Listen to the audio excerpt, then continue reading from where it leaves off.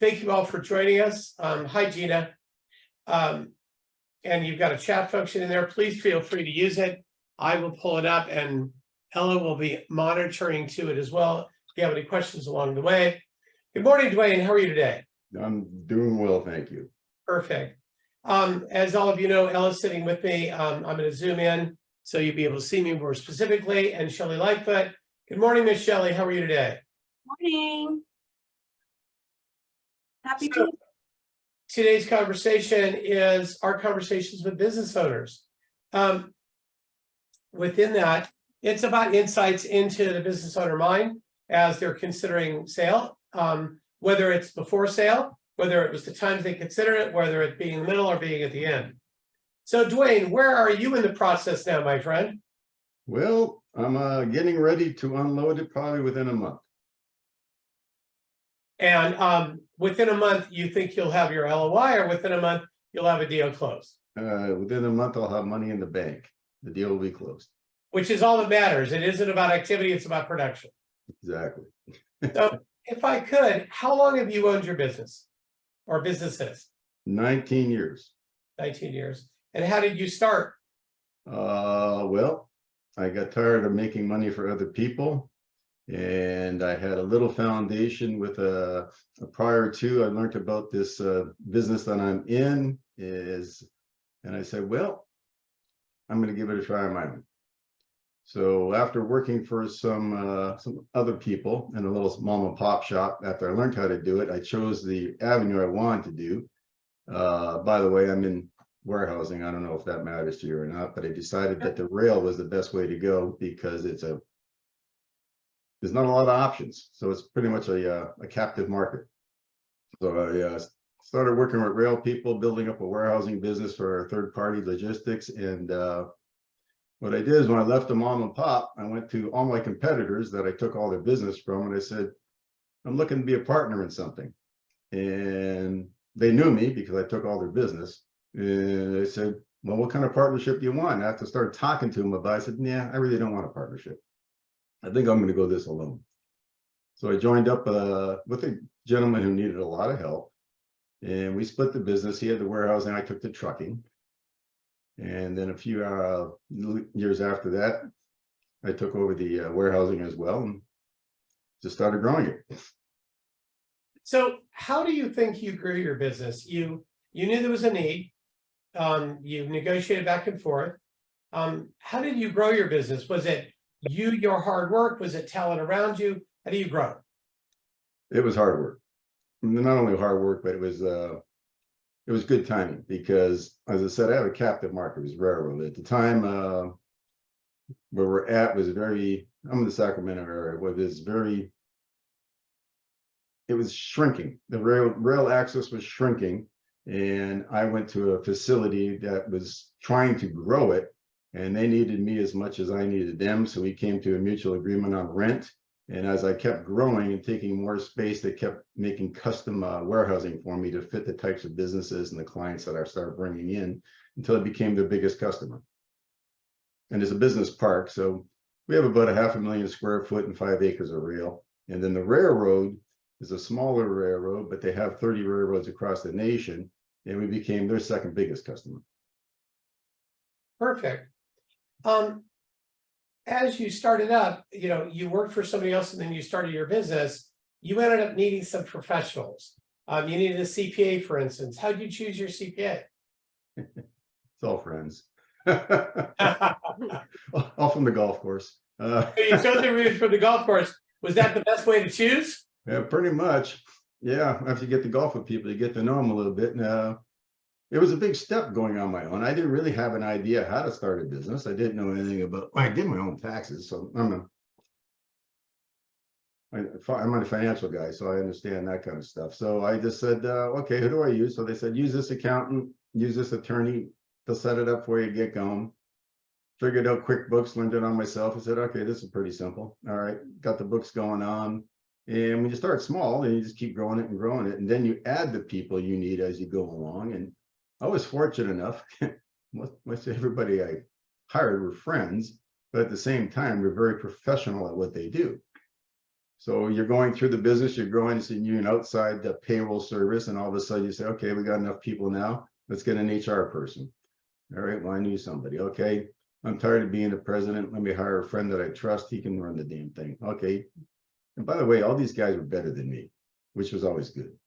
Was not afraid to hire somebody smarter than me because I didn't want to limit the company. So I've hired pretty much myself right out of a job. I haven't been working for 3 years. To quote that again, you kept on hiring, you hired yourself out of a job by hiring people that were better at those things than you. Exactly. What is the unique characteristic that you have that you were never able to find in the other people that you still had to do? Mentor. So that's the unique characteristics you still had to mentor. Was it mentor these professionals that you were hiring, mentor these internal team members that were smarter than you, or was it mentoring something else? It was the professionals. Each time I'd hire one on, it took about a year of lots of pizza and beer during the week, and say, okay, ask these questions. I said, well, this is what's happening here. That's why this is happening here. This is what's happening here. And you go, oh, okay, I get it now. I get it now.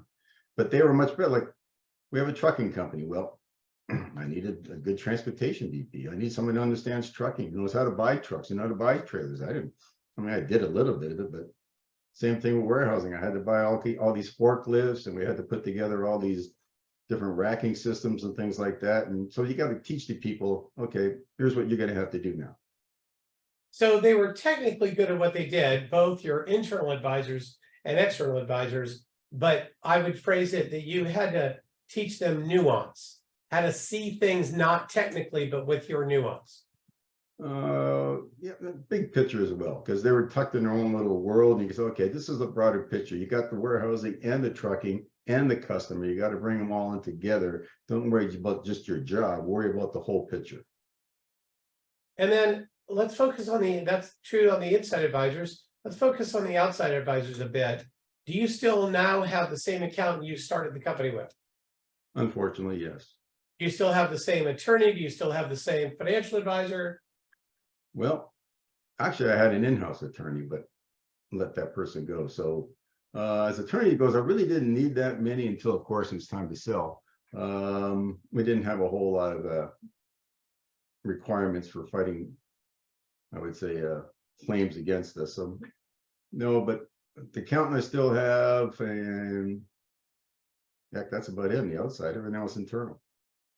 And then, so how do you choose as you grow when your buddy, your good friend, your accountant, your professional needs help, or do you limit yourself to what they're able to do? What's that conversation like? Okay, I'm not understanding that one, Joe. Well, were there times as you were working with your accountant that was outside to say, does he or she have all the talent I need, or do they need help, or do I need to mentor them? Did you ever have any of those conversations in your head or with them? Well, no, when we outgrew somebody, you just know it. And instead of trying to mentor them and keep them going, I just thought, okay, we're going to hire somebody above you now at this point because you're Peter principal, right? Peter, Right. You're done. So we're done with you. So we're not going to fire you, but we're going to hire somebody a little better than you that's going to carry you along. And it was like Hotel California. You can get in, but you can never leave. We wouldn't let people. We just said, we'll find another spot for you as we grow.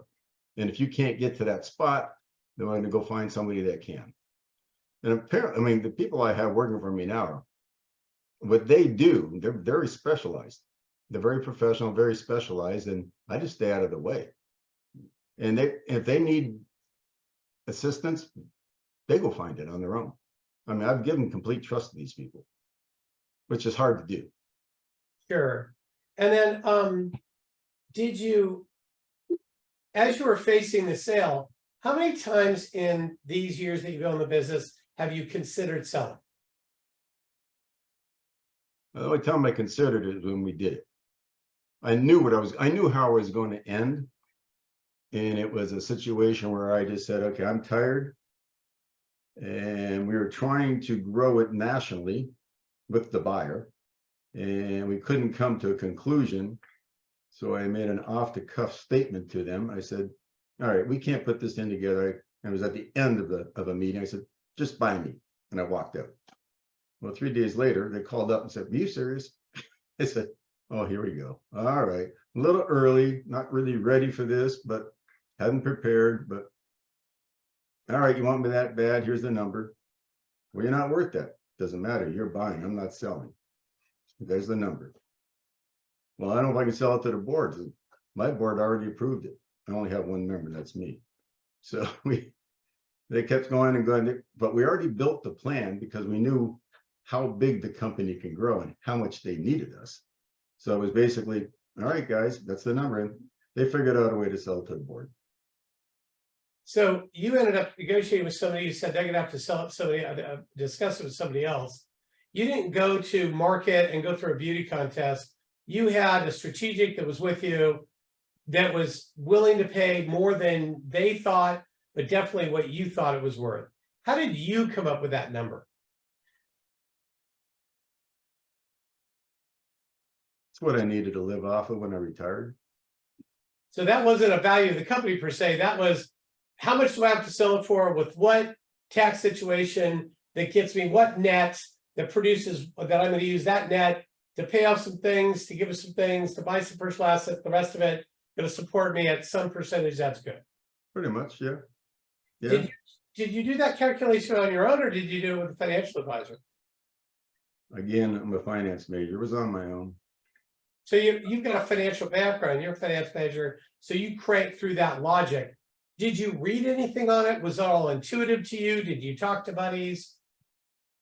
I got with my accountant a little bit because they started throwing the EBITDA thing out there, and I go, this EBITDA thing doesn't make any sense to me at all. It's just a joke, you guys. You can make it anything you want it to be. Well, we're 6 times EBITDA, 7 times EBITDA. I said, no, we're not. Here's the dollar. This is what's going to go in my bank account when we're done. You guys figure it out. So, yeah, I'm a little bit on the accounting side, but again, I'm just going, let's just make this easy. And as we started to sell it, then the advisors up the kazoo come out the door, as yourself and everybody else, and all of a sudden you're going, okay, this is where I need it now on the exit plan for sure.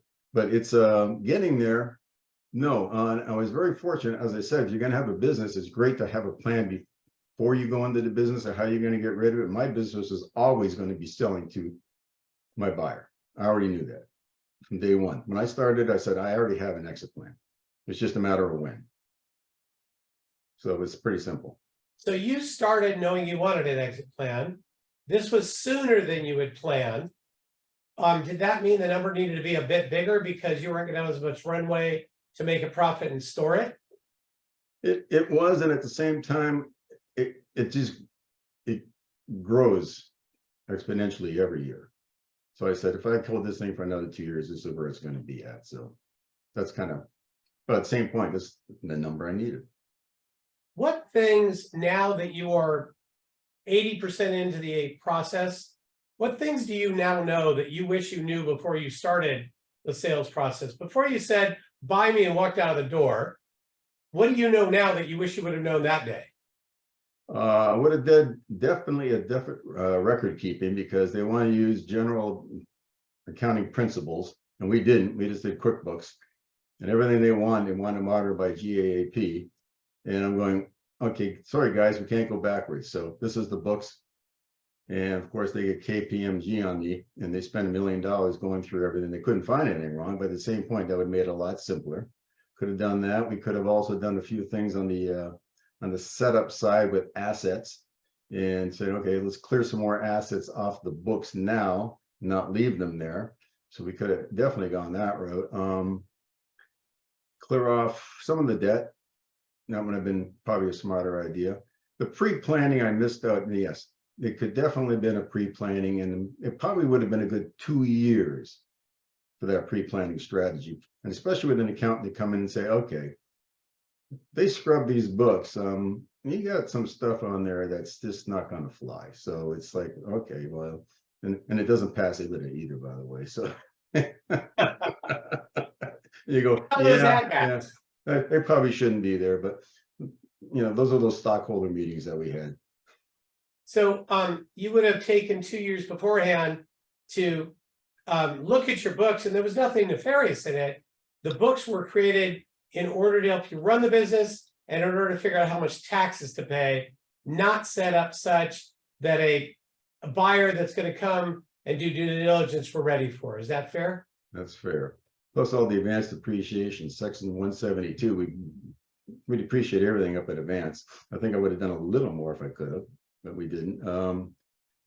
Yeah, definitely could have used an advisor up front, as you probably know now because you're experiencing all my aggravation. So I'm going, wait a minute. Yeah, there's a lot of things when you go through this, like identification and people going through your books, KPMG people, you have 5 or 6 attorneys on you all the time with the questions. You're just going, I don't need this frustration, guys. I really don't need it. And you could have passed that on to somebody who could have done it prior to and said, okay, deal with him instead of disrupting my business. So because you've got a great team, because you have a great team, you were able to answer a lot, but that team is not a prepare for sale team. That's a run your business team. So did you get involved with a lot of these specific answers, or did you pass it off to your accountant and others? Yeah, definitely the M&A attorney and the accountant. So you deal with this stuff. And that was Sure. well, there's 2 reasons I did that, because I said, if I give them financials or if I give them some idea of some of the claims against us, I could cause fraud. And I said, okay, then the identification comes into place and I go, okay, there goes $2 million or 10 million or whatever they're going to want to hold on. So I said, no, I had to pass that on. I even told all my employees, because they were talking to my president about a lot of things. I said, don't answer anything financial or legal. Leave that up to the professionals, because if you give them the wrong information, we're in trouble. Sure. Now there's a question inside of the chat. It says, what did SCI do for the seller? Southern California Institute is an educational platform, so it didn't. But Strazzeri Mancini, our firm, interacting with Duane and Ed, his advisor. Duane had an advisor named Ed Cotney, and Ed asked if we would interact with Duane. We were brought in for the personal planning side and for some advice on the sale of the business. So both on how do you structure the sale and how do you structure Duane's personal assets with his wife, Kimmy, such that there's less tax and more in their pocket. And then we also fell into the realm of advice on the sale around the M&A attorneys over predictions of what the other side was going to do and positions Duane could take. So Duane, inside of that, where we talked about positions, they came at you with one offer, but then the details of that offer shifted that changed what your net would be, correct?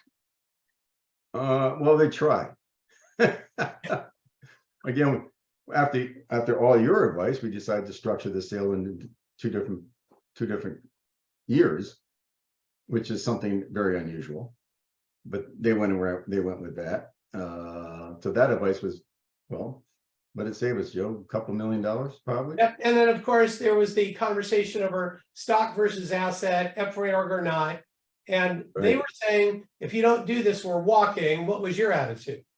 Well, that was when they wanted to change for the corporate structure, the tax structure of the corporation from an S to an LLC. Yes. I said, yeah, not happening. So, and they took the position of, unless you do this FRA org, we're out. And you took the position of what? Okay, goodbye. And what was the end result of that conversation? Yeah, well, we're still an S corporation. So I was in Hawaii. I was hiking up Cocoa Head, stopped part of the way to have this conversation to predict what was going to happen. And we basically created a battle plan over what's your position to be, what are you going to cave to or not, what are you going to do? It's going to take 3 chess moves. They're going to claim they have to talk to the board. That's good. You made a business decision knowing the ramifications and you went forward, correct? Correct. And did you cause your M&A attorneys to make the argument, or did you stand in the room and do it? Oh no, it was me. Yeah, but at the same point, I didn't understand, and this is where you really needed it. I didn't understand the ramifications of changing from an S corp to an LLC, and it was changing from a stock sale to an asset sale, and then the tax ramifications on that. Plus, at that point, my accountant and my M&A guy said, "I'm out. I'm not getting involved in this. I don't need this headache." So, and all of us said the same thing. So I just said, it's not going to happen, guys. And they backed off. They said, okay, well, we tried. I said, but my accountant was even the best at it. He just said, when you buy the company, you can do anything you want with it. You want to switch it to an LLC, go ahead. But it's like selling a house. Once you buy the house, you can paint it any color you want. Well, that's pretty much what we said. But, and as I shared with you at the time, Duane, I have a variety of clients in the same position at the same time. Out of the 5 that were in that position, 3 caved, 1 stuck his guns you, and 1 got a hybrid in the middle. But the 3 that caved, just everybody said the same thing. They're big, I'm small, this is the way it is. Your point was, I'm not selling, you're buying. Exactly. So there was a difference there. Yep. Well, as soon as I told everybody that, I said, this is the situation. You guys want this company, buy it, because I'm not selling it. I was again, we did not put it in the market. We did not go out for other buyers. And I said, look, that's the number. You want to buy it, buy it. If not, I'll take it to the market and see what it's worth. Is that what you guys want me to do? No. Okay. So I often have conversations I shared with you, Duane, where there are professionals involved in the transaction that are interacting with the professionals on the other side. And in the beginning of the consideration, I'll sit with a client like I did with you, Duane, and I said, there's going to come a day, when I'm going to need you to go to work, where all the professionals, especially lawyers, are going to say, we're dealing with each other, you can't talk to them, and you're a principal, you can talk to anybody you want. And Duane, your answer to me was, I'm not waiting for the day. I'm square in the middle from day one. I'm in every room. I'm in every conversation. So when somebody patted you on the head and said, it's okay, honey, you can, you can help later. You said, no, it's my company, I'm doing it. Fair? Very fair. Yes. So now that we're at the 10, 20-yard line, what do you wish you knew when we started that you've now learned? Oh, definitely the after sale preparation. I mean, I'm still trying to figure that out. The tax. So are you suggesting you're recharacterizing an asset from an income producing asset and wealth builder to a sale net of tax? Now you've got a bunch of cash. What does a wild entrepreneur do with cash after the sale to produce a life? Is that what you're talking about? Not only that, there's the other advisor that can come to you and say, not only estate planning, but what do you want to be when you grow up? And you go, okay, you're going into the 4th quarter, and what are you going to do? I really have no idea. I haven't really thought about it, but I haven't been working in 3 years, so I'll probably just keep doing the same thing I'm doing. But there are things with the tax implications that you have to think about. You're going to stay in the state, you're going to move out of the state, you're going to buy another house, you're going to sell a house, you're going to buy, what are you going to end up doing? And those are the situations that I would much rather had figured out prior to doing the sale, because you got to figure it out at the same time. It's miserable, just miserable. So Jason suggested that we recommended integrated smart tax, wealth transfer, and estate planning, just like Duane just said. Duane had a realization, wait a minute, I'm going to get something afterwards. The plan I do has to be related to how I plan on using it, because the tax planning and asset protection, whatever that is, choices reflect on how Kimmy and I are going to use this. Next, you and Kimmy looked at benefiting yourselves, also your kids. What was that like with you and Kimmy having these business and future use and kid conversations while the sale was in your face? That was an easy part for me. And the situation we're doing with the kids is, let's give them some money now on a regular basis for a long term, instead of wanting them for us to die and waiting for our money. We said, let's give it to them up front when they can use it. They all have children. They're all younger, well, 40 years old, and between 30 and 40. They all have kids, and they can use some money now. So why wait? And so let's start giving them some money now. They'll be appreciative of it. And there was that big piece where everyone says, well, it's like winning the lottery. Okay, you're not used to it. And all of a sudden they start increasing their lifestyle. And if that money goes away after 20 years, they're not going to they won't be able to go back in that lifestyle. I said, well, in 20 years, they're going to be near retirement. So I think they're going to have that figured out as well. So I wasn't too concerned about that, but it was something to think about. And we're going to elevate their lifestyle above what they can actually earn themselves, it's something to consider. Sure. So I don't see any other questions in the chat. We're running our half hour. Duane, again, I want to thank you. For the audience, I want to share that when Shelley and I reached out to Duane to ask him to participate in this, he reflected that he has a strong personality. He's very directed, and I know as I was getting myself into. Duane, thank you very much for your strong personality. You're being direct. And thanks for the work we do, but thank you for giving all of us a half an hour of your time today when you're at 80% of the way through your sale, when a lot's going on. We appreciate it very much. Well, I hope it was helpful. I'm not quite sure, but I hope it was.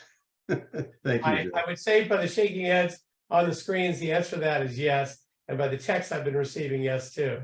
Okay. Duane, if you wouldn't mind hanging for a minute, we've got something to talk about for your sale. Everybody else, thank you. Shelley, are we good? Good. Thank you. Great job. All Appreciate right. it. Thank you all very much. Have a great morning. We'll see you next time. Bye-bye. Thanks, Joe. Thanks, Dwayne.